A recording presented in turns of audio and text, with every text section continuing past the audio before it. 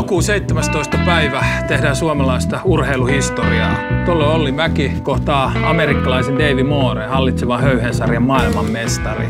Te voitte olla varmoja, että me tullaan tekemään kaikkemme, että mestaruus jää Suomeen. Saanko olla ihan rehellinen? Totta kai, mullehan sun pitää nimenomaan olla rehellinen. Tiedätkö, musta tuntuu, että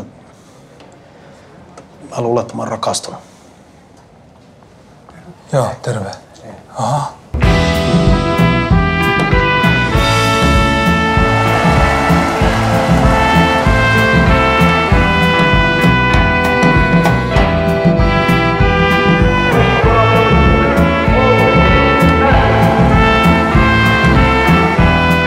Hyvä! Tälleen jatketaan. Hyvä.